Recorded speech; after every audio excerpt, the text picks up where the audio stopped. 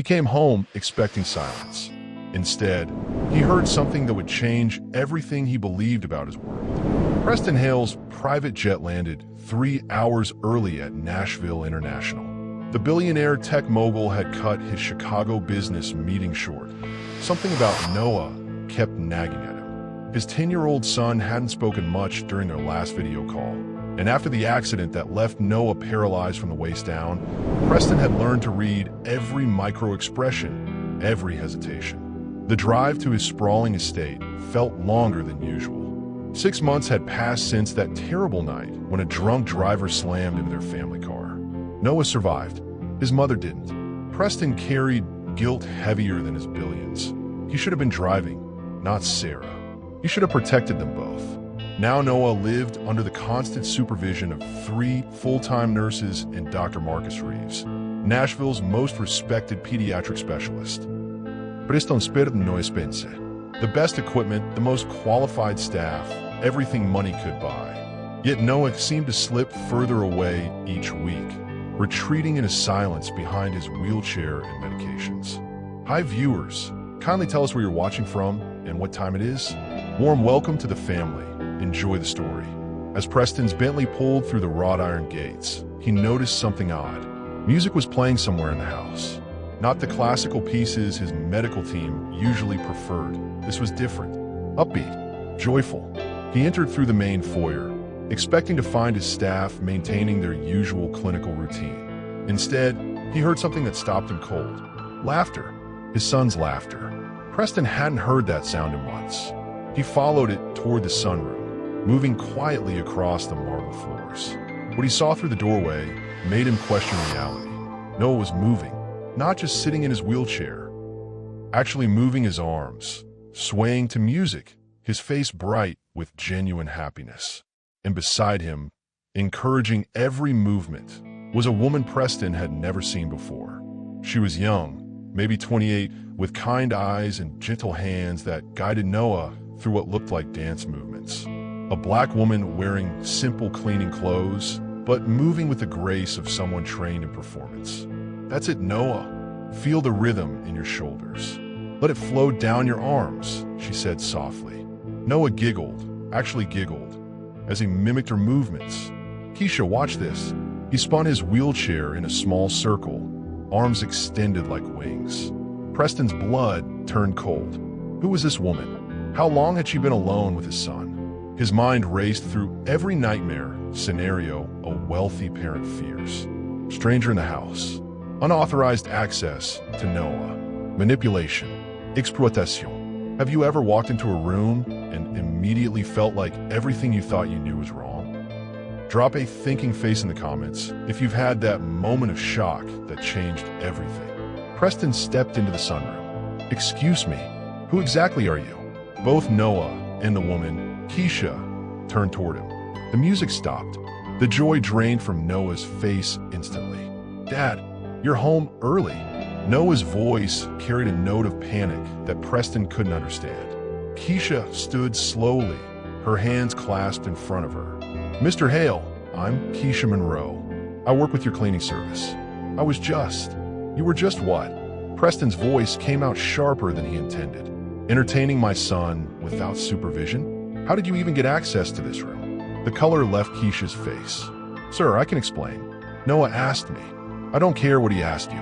Preston pulled out his phone. Security should have cleared any interaction with my son. This is completely inappropriate. Noah's wheelchair moved between them. No, she's not doing anything wrong. She's helping me. Helping you what, Noah? This woman is here to clean, not play games. The words hung in the air like acid. Preston watched Keisha's shoulders tense, saw the flash of pain in her eyes before she looked down. He'd seen that look before. The careful mask people wore when they couldn't afford to show their real feelings. I understand, Mr. Hale, Keisha said quietly. I'll gather my things. Dad, please. Noah's voice cracked. She makes me feel normal again. Preston looked at his son, really looked at him. Noah's cheeks had color for the first time in months. His eyes were bright, alert, alive. But all Preston could see was a stranger who had somehow gained his child's trust without his knowledge or permission. "Where's Dr. Reeves? Where's my staff?" "They're in the medical wing, sir," Keisha answered. Noah was having a difficult morning, and Mrs. Chun thought some music might help him relax. I offered to stay while she attended to his medications. Something felt wrong. His medical team was meticulous about supervision. They never left Noah with unauthorized personnel. "Never." "Pack your things," Preston said. "You're done here." And that's when Noah screamed. The sound that came from Noah's throat wasn't human. It was pure anguish, the cry of a child who had lost everything and was about to lose the one thing that gave him hope. "No, no, please." Noah's wheelchair shot forward as he tried to block Keisha from leaving. "She's the only one who makes the pain go away." Preston had never seen his son like this. Noah was usually quiet, compliant, withdrawn. This was raw desperation. "Noah, calm down. You don't understand." "Understand everything." Noah's voice echoed through the sunroom. "I understand that I can't walk. I understand that Mom is dead. I understand that you think I'm broken." The words hit Preston like physical blows. "Son, that's not. But she doesn't think I'm broken." Noah pointed at Keisha, who stood frozen by the doorway. "She thinks I'm still Noah. She thinks I can still do things." Tears streamed down Noah's face. "When she's here, I forget about the wheelchair. When she's here, I remember what it felt like to move. When she's here, I feel like Mom isn't really gone because someone still sees me the way she did." Preston's chest tightened. Sarah, his late wife, had been the one who always made Noah laugh, who saw possibility where everyone else saw limitation. He hadn't realized how much Noah missed that perspective. Keisha stepped forward carefully. "Mr. Hale, maybe I should explain." "No." Preston held up his hand. "You've done enough damage. Noah, you're emotionally confused. This woman is a stranger." "She's not a stranger. She knows about music therapy. She knows about movement therapy. She knows things the doctors don't know. The doctors know what's medically appropriate for your condition. The doctors make me feel like I'm dying inside." Noah's voice broke. "Every day, they talk about what I can't do, what I'll never do again, how I need to accept my limitations. But she talks about what I can do. She talks about what I will do." Preston looked at Keisha. Something in her posture had changed. She stood straighter now, and when she met his eyes, he saw strength there. Professional confidence. "Mr. Hale," she said quietly, "I have a master's degree in dance therapy from Georgia State University. I specialize in mobility adaptation for children with spinal injuries." The room went quiet except for Noah's labored breathing. "Then why are you working as a cleaning lady?" Preston asked. Pain flashed across Keisha's face. "Because sometimes life doesn't go according to plan." Before Preston could respond, Dr. Reeves appeared in the doorway with Mrs. Chun, the head nurse. "Preston, you're back early," Dr. Reeves said, his smile looking oddly forced. "Is everything all right?" We heard shouting. "Everything is not all right," Preston said. "I found this woman alone with my son, engaging in unauthorized physical activities." Dr. Reeves glanced at Keisha, and something passed between them, a look Preston couldn't interpret. "Ah, yes. Miss Monroe, we did approve some light music therapy sessions for Noah's emotional well-being." Preston turned sharply. "You approve this? Without consulting me?" "It was a medical decision," Dr. Reeves said smoothly. "Noah was showing signs of severe depression. We thought some creative engagement might help." But Noah was staring at Dr. Reeves with confusion. "That's not what you said before. You said..." "Noah, you're upset," Mrs. Chin interrupted quickly. "Let's get you back to your regular schedule." Keisha gathered her supplies. "I'll respect your decision, Mr. Hale. But Noah is making real progress. His upper body strength has improved significantly, and his range of motion..." "I don't want to hear it," Preston said. "You're terminated, effective immediately." As Keisha walked toward the door, Noah made a sound Preston had never heard before, a whimper of absolute defeat. "Dad," Noah whispered, "why do you hate me being happy?" The question stopped Preston cold. He looked at his son's tear-streaked face, at the woman walking away, at his medical team watching everything with expressions he couldn't read. Have you ever made a decision that felt right in the moment, but wrong in your heart? Tell us in the comments about a time when protecting someone you love required hurting them first. What Preston didn't know was that Keisha Monroe was about to walk out with the biggest secret his household staff had been keeping from him for months. And when that secret came to light, everything he thought he knew about his son's care would crumble. But first, he had to discover what his medical team had been hiding in plain sight. After Keisha left, Preston expected Noah to calm down. Instead, his son retreated into a silence deeper than anything they'd experienced since the accident.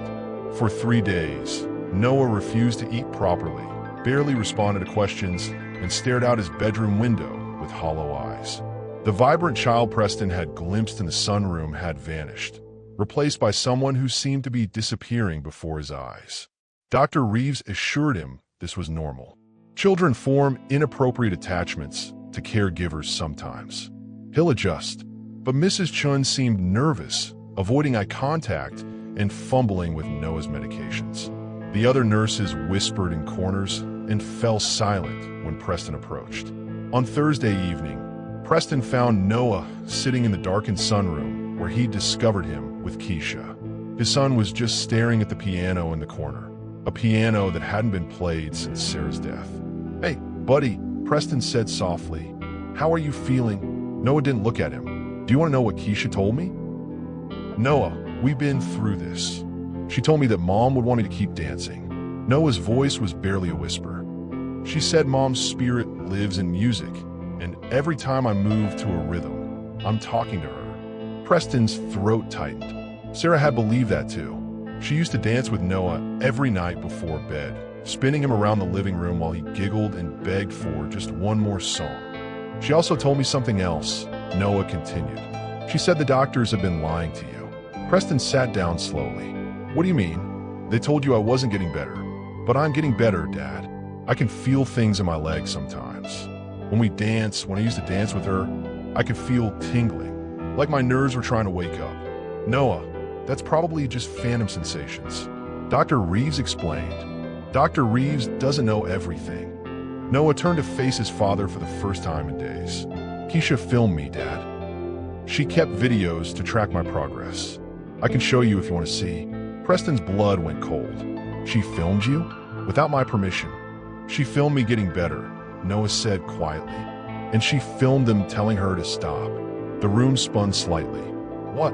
Noah reached into his wheelchair side pocket and pulled out a small tablet. "She left this for me. She said if something happened to her, I should show you what's really been going on." With trembling fingers, Noah opened a video file. Preston found himself looking at the sunroom from a week ago.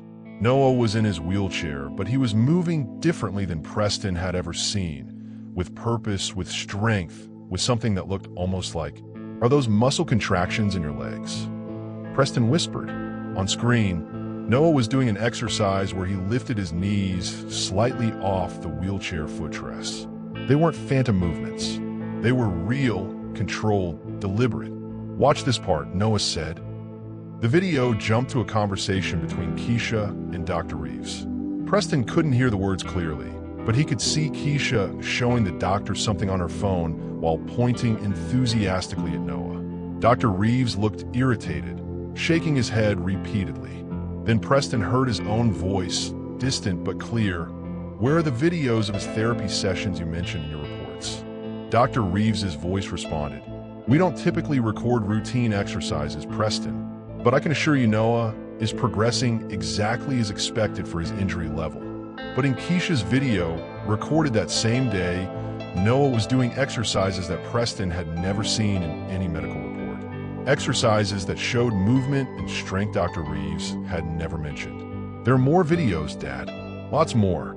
Preston watched his son demonstrate movements that contradicted every medical assessment he'd received.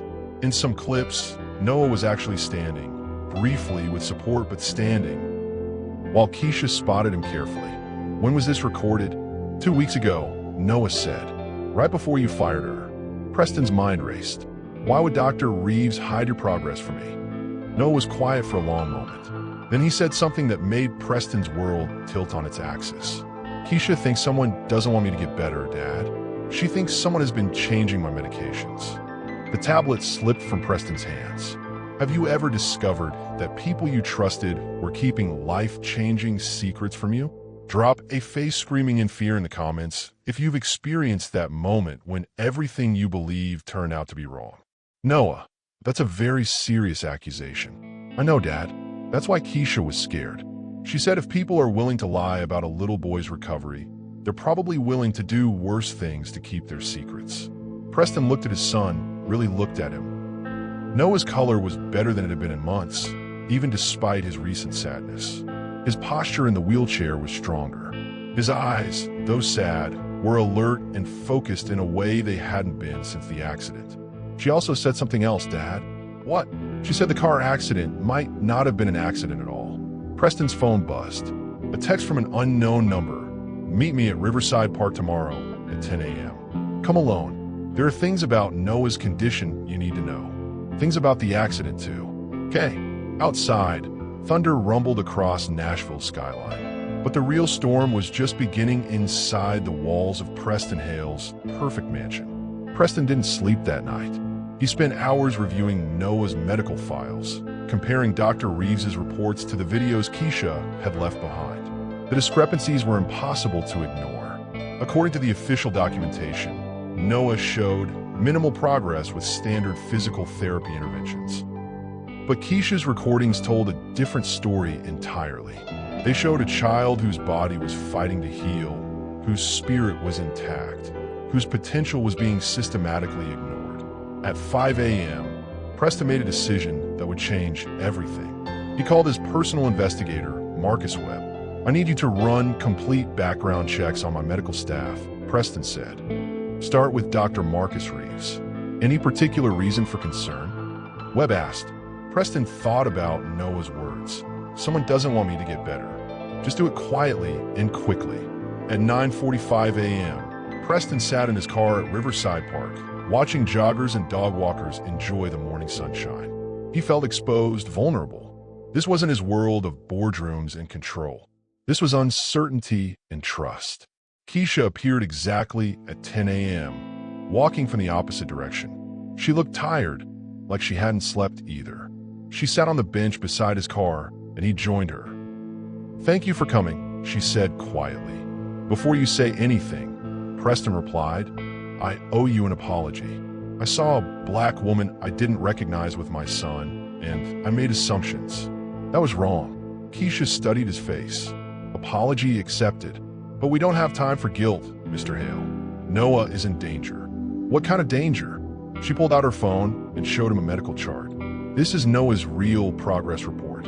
I've been documenting everything for months. Preston scanned the data.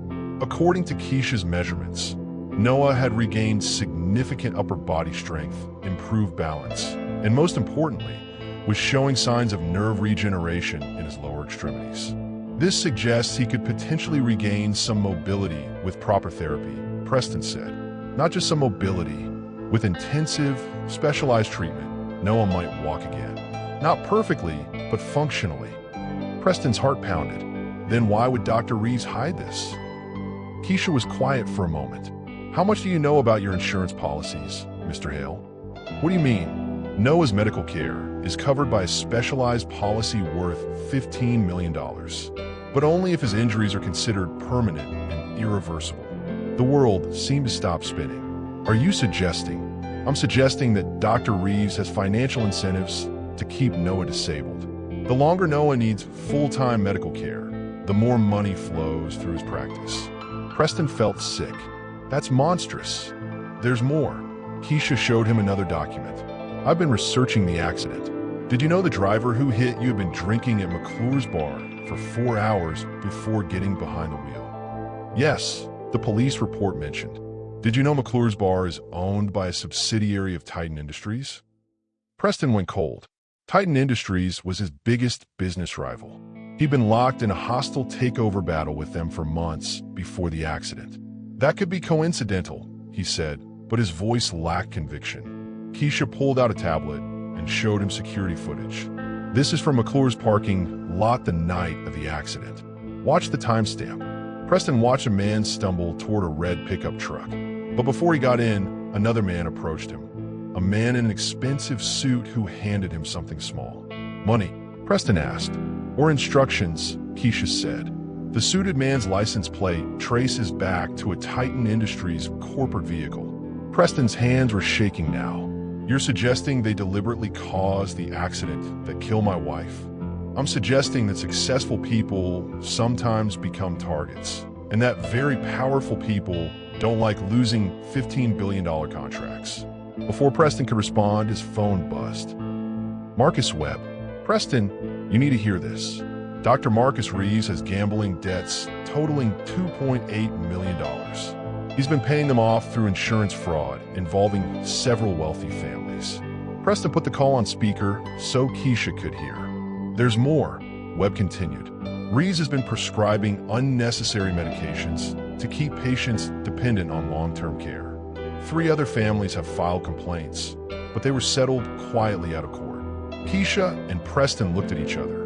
Webb, I need you to investigate Titan Industries' connection to a car accident 6 months ago. And I need complete medical records for Noah from an independent source.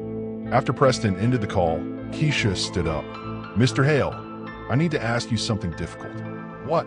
Are you ready to fight for Noah's life? Because if we expose this conspiracy, these people will do everything they can to discredit us. They'll attack my background, your judgment, anything they can find. Preston thought about Noah's eyes lighting up when he danced. He thought about Sarah's voice saying, "Never let anyone tell you what's impossible." He thought about his son standing, even briefly, in Keisha's videos. What do you need me to do? Keisha smiled, the first genuine smile he'd seen from her. We need to get Noah away from Dr. Reeves immediately. And we need to document everything before they destroy the evidence. Preston's phone rang. Mrs. Chun, Mr. Hale, you need to come home immediately. Noah has collapsed. Dr. Reeves says his condition has taken a serious turn for the worse. Preston and Keisha exchanged looks of pure terror. Have you ever realized that the people supposed to protect your family might be the ones hurting them instead? Share your thoughts in the comments. We want to hear from you. They raced toward Preston's car, but neither of them saw the black sedan that had been parked across the street, photographing their entire meeting. The war for Noah's life was about to begin. Preston broke every speed limit getting home, Keisha in the passenger seat making phone calls to colleagues in Atlanta.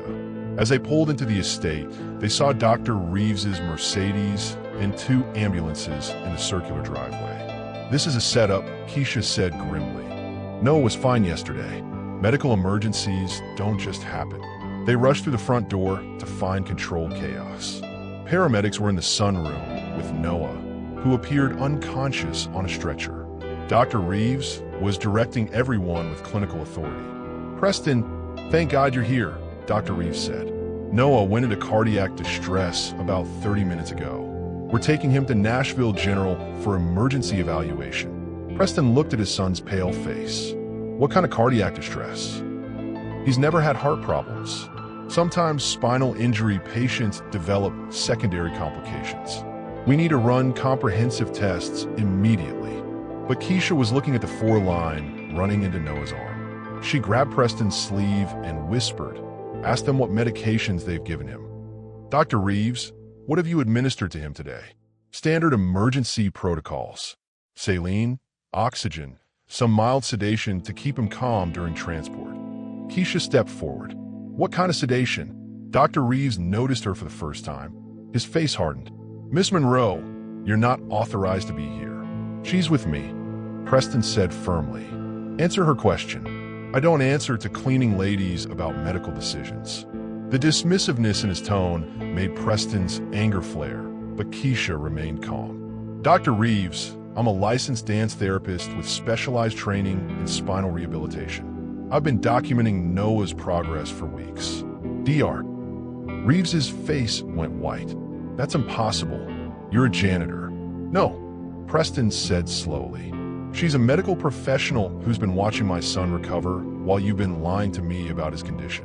The paramedics continued preparing Noah for transport, but Preston could feel tension thickening in the room. Mrs. Chun stood in the corner, looking like she wanted to disappear. Mrs. Chun, Preston said sharply. What happened to Noah today? The elderly nurse looked terrified. He was fine this morning. He ate breakfast, did his exercises. Then around noon, he started feeling dizzy. What exercises? Dr. Reeves asked quickly. Noah doesn't do exercises beyond basic physical therapy. Mrs. Chun went even more pale. I meant his regular stretching routine. Keisha caught Preston's eye and nodded toward Noah. His breathing looked steady. His color was returning to normal. Nothing about him suggested cardiac emergency. I'm riding in the ambulance, Preston announced. That's not necessary, Dr. Reeves said. We'll handle everything at the hospital. I'm his father. I'm riding with him. As they loaded Noah into the ambulance, Keisha grabbed Preston's arm. I'll follow in your car. But Preston, once we get to the hospital, they'll have complete control. If they want to keep Noah sedated or run unnecessary procedures, you'll need legal authority to stop them. Preston's phone buzzed. Marcus Webb again. Preston, don't let them take Noah to Nashville General. Dr. Reeves has privileges there, and I just discovered the hospital administration has financial ties to his practice. If you want independent medical evaluation, you need to get to Vanderbilt Medical Center. Preston's blood ran cold. He looked at the ambulance, pulling away with his son. How do I redirect an ambulance that's already en route? You don't, Webb said, but you can demand a second opinion once they arrive. I'm sending you contact information for Dr. Sarah Williams at Vanderbilt. She specializes in spinal recovery and has no connection to Reeves. Preston jumped in his car with Keisha. We need to get to the hospital before they do something irreversible. As they sped through Nashville traffic, Keisha made more calls. I'm reaching out to colleagues in the medical community. If Dr. Reeves is planning to sedate Noah long-term or declare his condition hopeless, we need witnesses. Can they really do that? With the right paperwork and your consent as guardian, they can justify almost anything as medical necessity. Preston's phone rang, a number he didn't recognize. Mr. Hale, this is Detective Maria Santos with Nashville PD. We need to speak with you immediately about some irregularities we've discovered regarding your son's medical care. Preston put the call on speaker. What kind of irregularities? We've received information suggesting insurance fraud and potential medical malpractice involving Dr. Marcus Reeves. We understand your son was just taken to Nashville General. Yes, about 40 minutes ago. Mr. Hale, we strongly advise you not to sign any medical documents or consent to any procedures until you've spoken with us. Can you meet us at the hospital? Preston and Keisha exchanged looks. Detective Santos, how did you know about my son's medical situation? An anonymous tip came in this morning with documentation of systematic medical fraud. The tipster seemed very concerned about your son's immediate safety. Preston looked at Keisha. Did you? She shook her head. It wasn't me, but it sounds like someone else knows what's happening and wants to help. They pulled into Nashville General's parking lot just as the ambulance was unloading Noah. He was awake now, looking around with confusion. Dad, Noah called weakly as Preston approached. I'm right here, buddy. Dr. Reeves appeared beside the stretcher.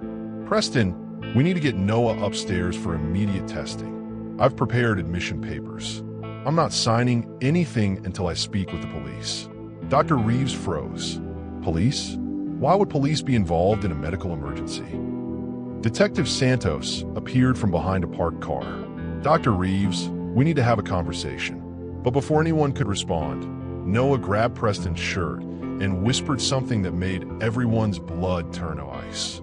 Dad, I heard them talking in the ambulance. They're going to say I'm getting worse, so they can put me in a long-term care facility. They said you'd never have to worry about me again. The war for Noah's life had just become a battle for his freedom. Let us know in the comments. Have you ever had to fight the system to protect someone you love? Your stories give us strength to keep sharing these important truths. Flex biceps. Hit that like button if you're ready to see Preston fight for his son, and subscribe because this story gets even more intense from here. 2 months after Noah's rescue, Preston received a phone call that would change their lives forever. Mr. Hale, this is Dr. Jennifer Martinez from the Centers for Disease Control in Atlanta. We've been reviewing the medical fraud case involving your son, and we'd like to offer Keisha Monroe a position with our Pediatric Rehabilitation Task Force. Preston was sitting in Noah's new therapy room at Vanderbilt Medical Center, watching his son practice standing exercises with his new physical therapist. Noah could now stand for 30 seconds without support and had regained feeling in both legs. "That's wonderful news," Preston said. "But I should mention that Keisha has become an integral part of our family's recovery process. We understand. Actually, we'd like to base her position in Nashville, so she can continue working with Noah while helping us develop new protocols for children with spinal injuries." After Preston hung up, he found Keisha in the hallway, reviewing Noah's latest progress charts. Her face lit up when he told her about the CDC offer. "This is incredible," she said. "I could help write national guidelines for mobility therapy. But Preston, I need to be honest with you about something." "What?" "I've been offered positions before. Good positions. But I turned them down because I was afraid to trust anyone in authority again. After what happened in Atlanta, after the lawsuit, I thought my career was over forever." Preston sat beside her on the bench. "What changed your mind?" "You did, and Noah did. You taught me that sometimes people make mistakes not because they're bad people, but because they're scared people. And scared people can learn to be brave." That evening, Preston called a family meeting. It was just the three of them now: Preston, Noah, and Keisha, who had become Noah's official live-in therapist and Preston's, while they were still figuring out what they were to each other. "I have news," Noah announced before anyone else could speak. "Dr. Williams says I might be able to walk with braces by Christmas." Preston felt tears in his eyes. "That's amazing, son. But I also want to say something else," Noah continued. "I want Keisha to adopt me." The room went quiet. Keisha's eyes widened. "Noah, honey, that's not how adoption works," Keisha said gently. "Your dad is your family. I know, but you saved my life. And in my heart, you're my family too. I wanted to be official." Preston looked at these two people who had transformed his world. 6 months ago, he had been a racist, grief-stricken man who saw enemies where there were angels.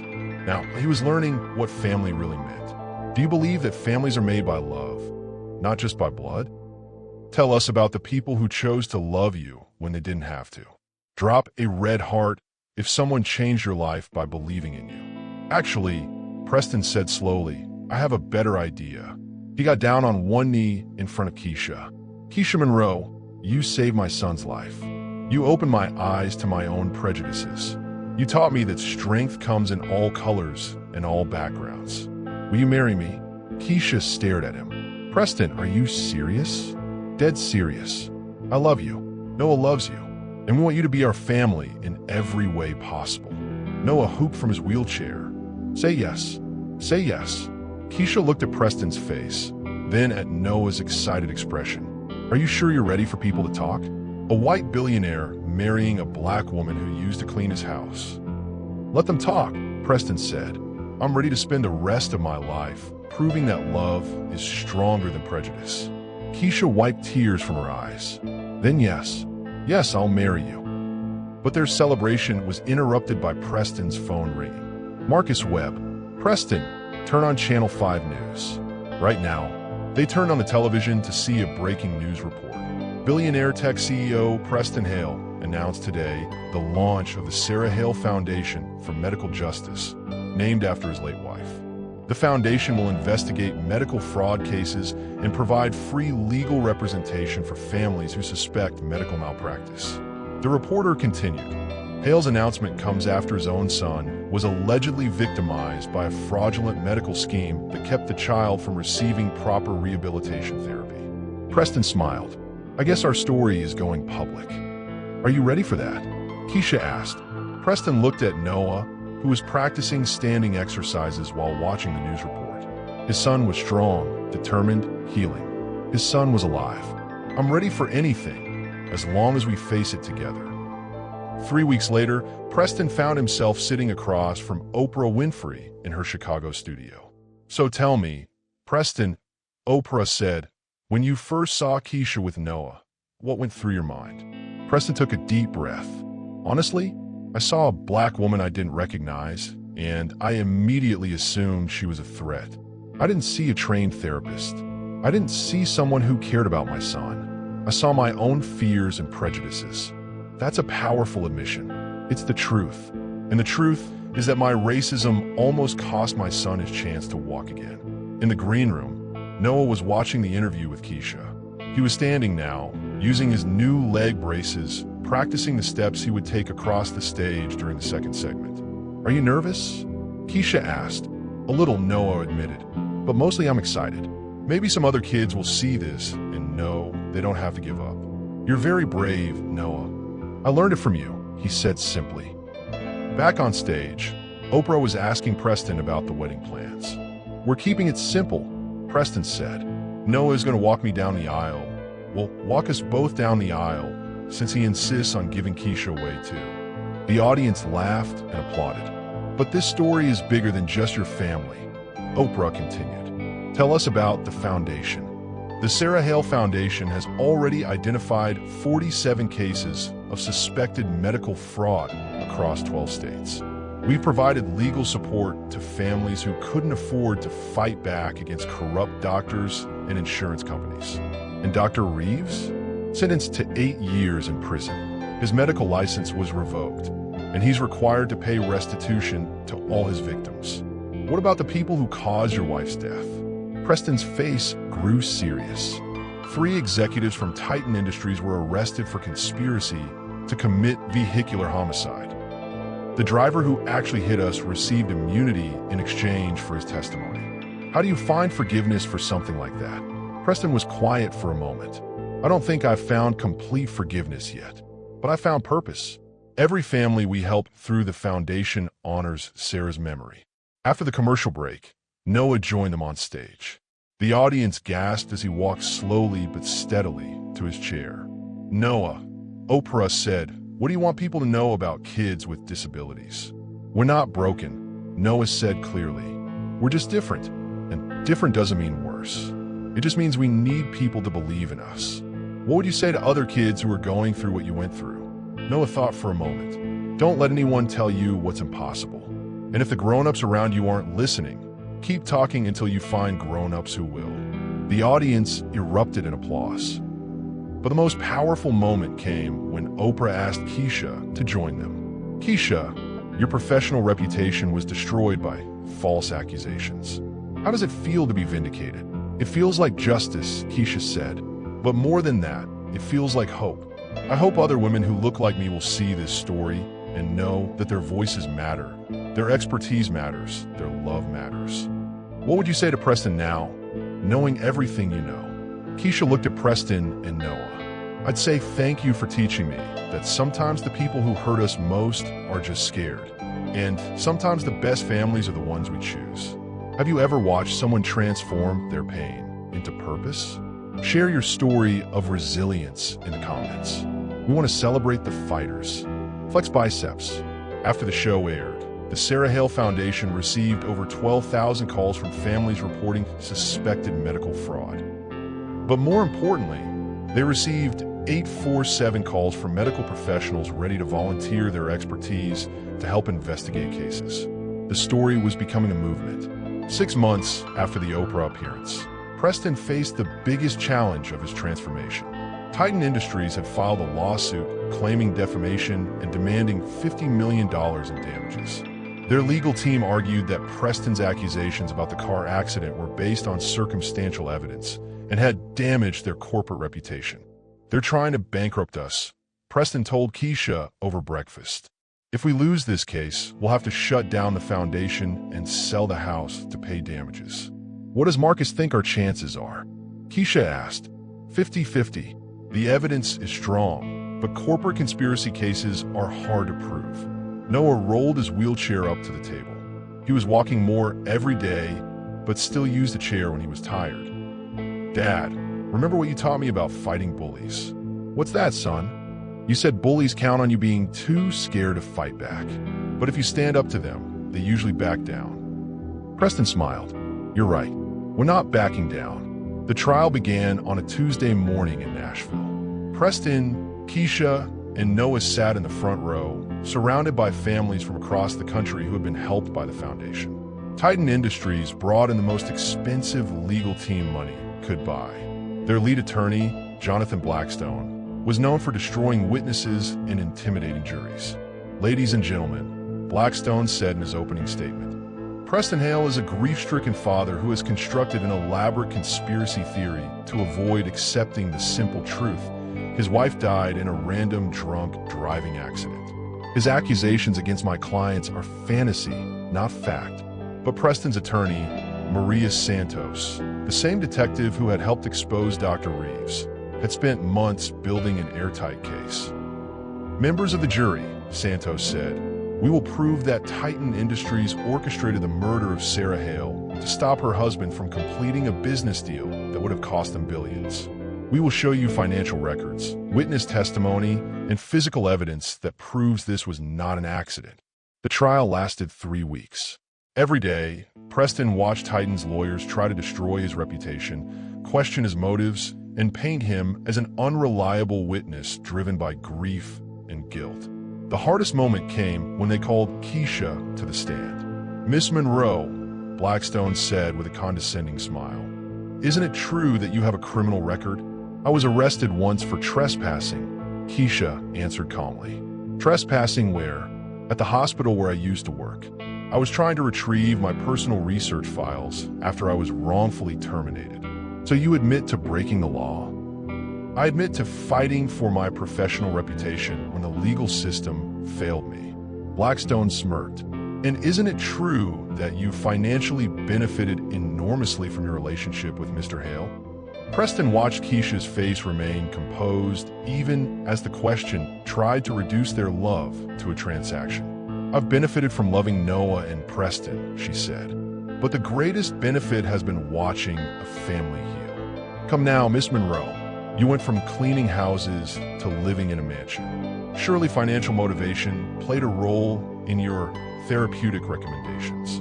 That's when Noah surprised everyone. He stood up from his seat in the gallery and walked toward the witness stand. "Your Honor," Noah said clearly, "I'd like to say something." The judge looked confused. "Young man, this is highly irregular." "Please," Noah said. "This is my family they're attacking." The judge looked at the jury, then back at Noah. "Very well, but keep it brief." Noah turned to face the jury. "My name is Noah Hale. 6 months ago, I couldn't feel my legs. The doctors said I'd never walk again. But this woman," he pointed at Keisha, "she saw something they didn't see. She saw hope." The courtroom was completely silent. "She didn't help me for money. She helped me because kids like me deserve to have someone believe in them. And if you think loving someone is a crime, then I guess our whole family is guilty." There wasn't a dry eye in the courtroom. "Do you believe that love is the strongest evidence of all? Tell us about someone who stood up for you when it mattered most. Share your story of courage in the comments." Folded hands. The jury deliberated for 2 days. When they returned, the forewoman stood up. "In the matter of Titan Industries versus Preston Hale, we find in favor of the defendant. Furthermore, we recommend that the district attorney investigate Titan Industries for criminal conspiracy." Preston, Keisha, and Noah embraced as the courtroom erupted in cheers. But the real victory came later when Preston received a call from the FBI.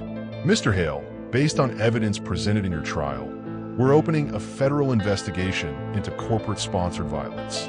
Your wife's case is the first of many we plan to prosecute. Sarah's death would finally have justice."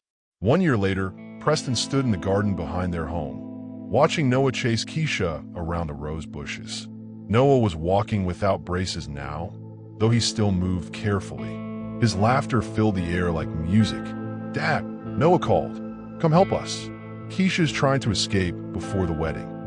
It was the morning of Preston and Keisha's wedding. After everything they'd been through, the investigation, the trial, the media attention, the foundation work, they had finally found time to celebrate their love. Preston joined the chase, grabbing Keisha around the waist and spinning her in a circle while Noah giggled.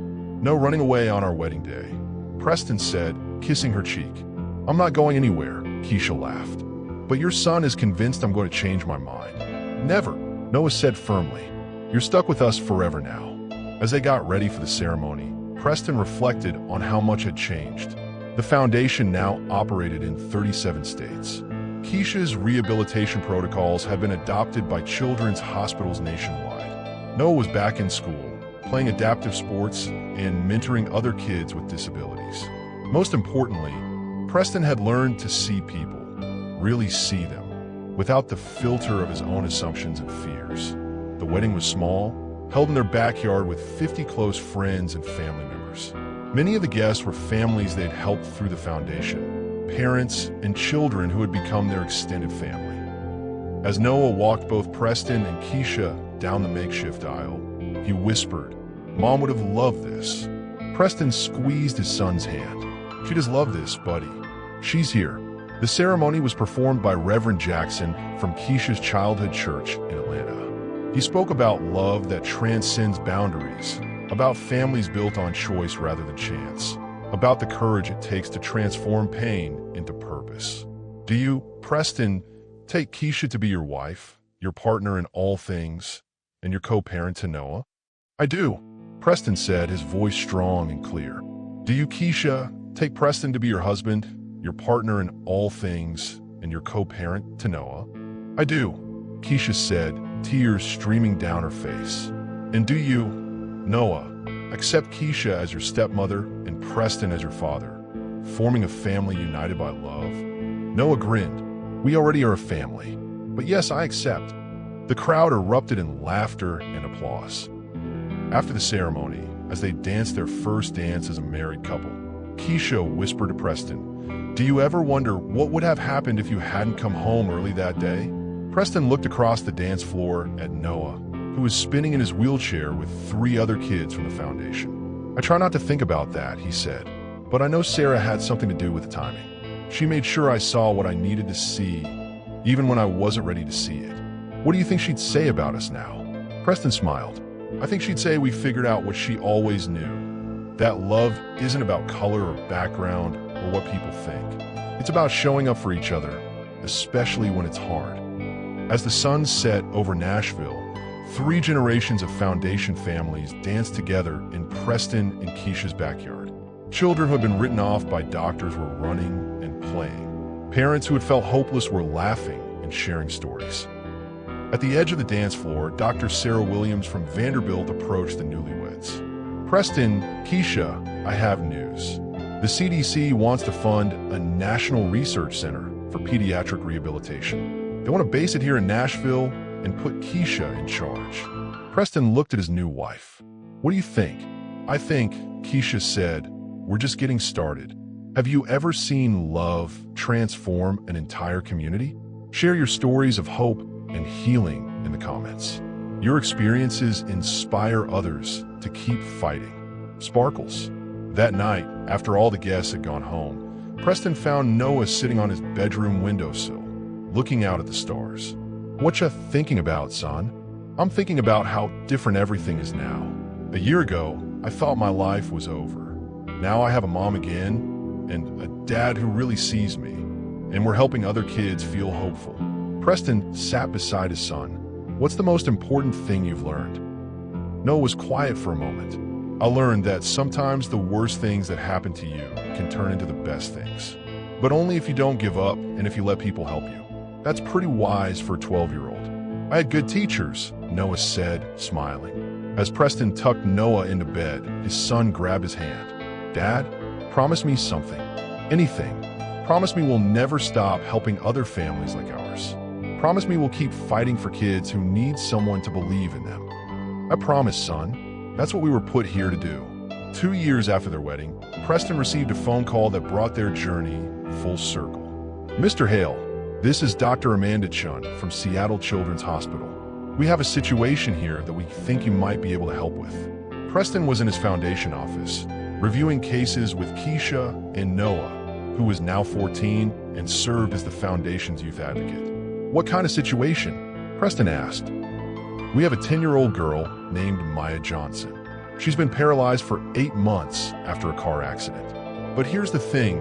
We believe her injuries are being exaggerated by her current medical team, and her family is too intimidated to question the doctors." Preston and Keisha exchanged knowing looks. "Why do you suspect medical fraud?" Keisha asked.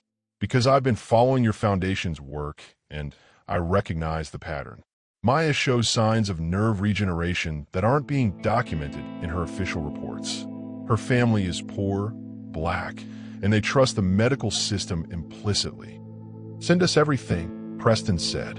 "We'll be on the next flight to Seattle." Noah looked up from his homework. "Can I come too?" "Son, you have school." "Dad, Maya needs to see that kids like us can get better. She needs hope." Preston looked at his son. Tall now, strong, walking without any assistance but still using his wheelchair when he wanted to move fast or when his legs were tired. Noah had become the Foundation's most powerful advocate precisely because he understood what these families were going through. "Pack your bags," Preston said. "We're all going to Seattle." On the plane, they reviewed Maya's case files. The similarities to Noah's situation were striking. A child with potential for recovery being kept dependent by doctors with financial motivations. "It never stops making me angry," Keisha said, reading through Maya's treatment notes.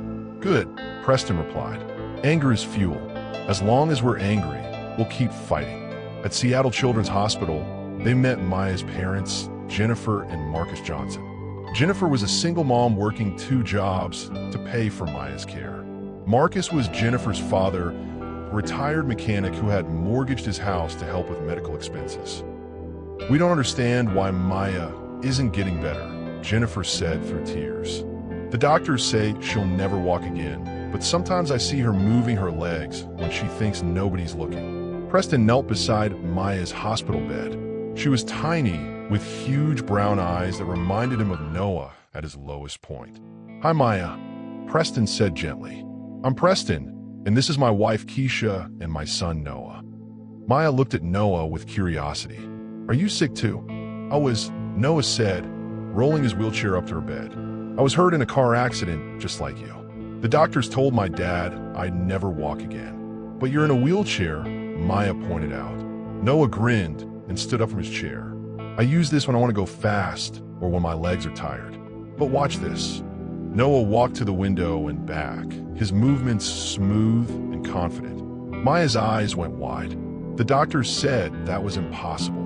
"Doctors don't know everything," Noah said. "But there are some doctors who know how to help kids like us get better. That's why we're here."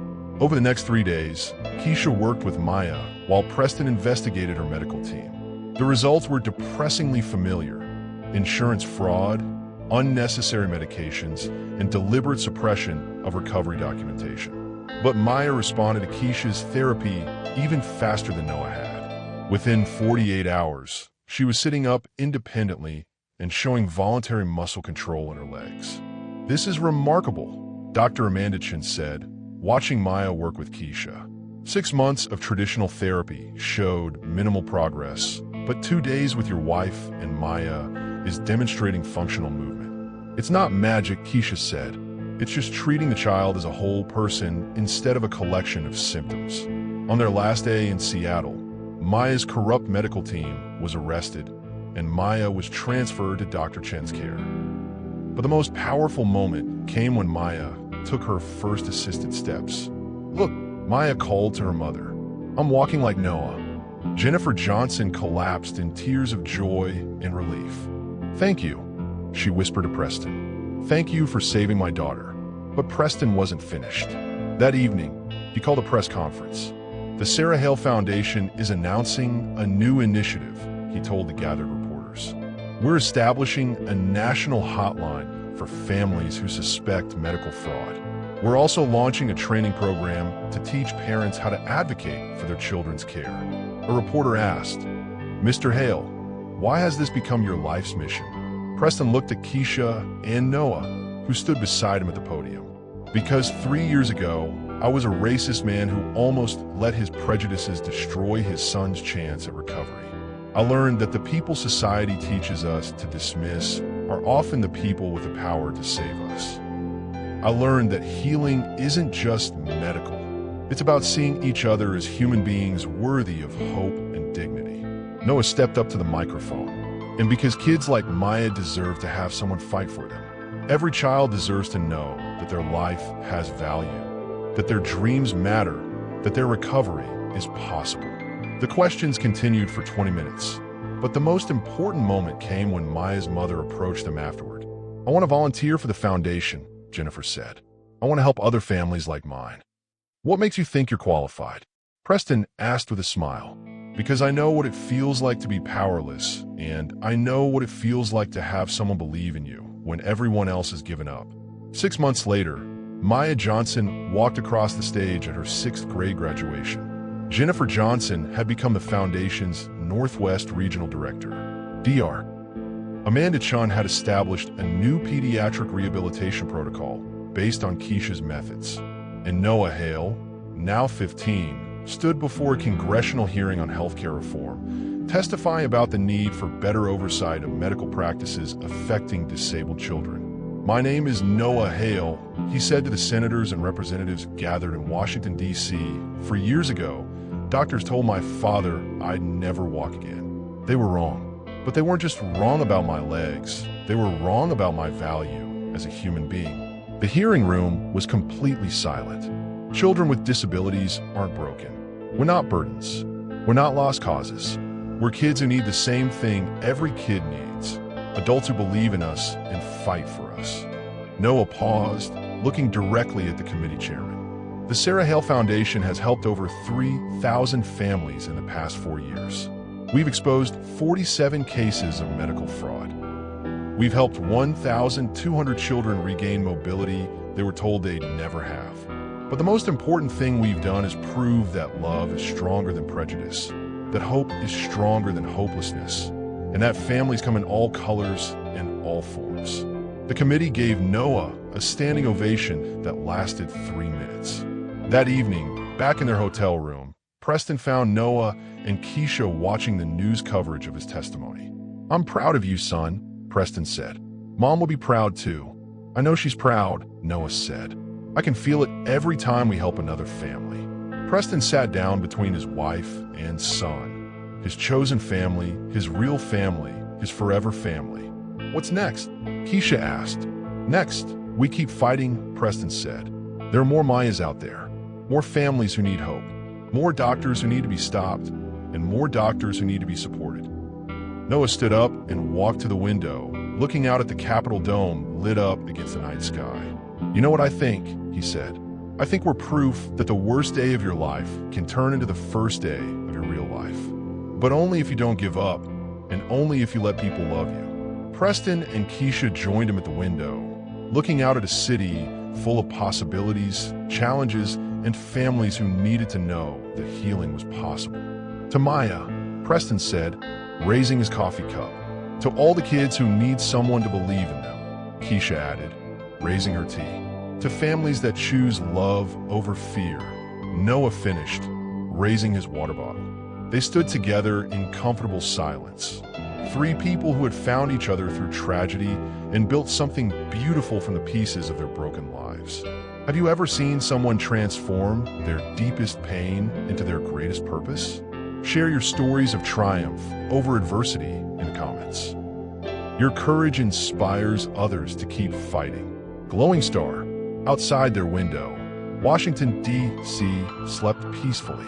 But in hospitals and homes across America, children like Noah and Maya were dreaming of walking, of dancing, of running toward futures that medical charts said were impossible. And in Nashville, Tennessee, the Sarah Hale Foundation would wake up tomorrow ready to turn those impossible dreams into beautiful reality. Because sometimes the people society values least hold the keys to healing its deepest wounds.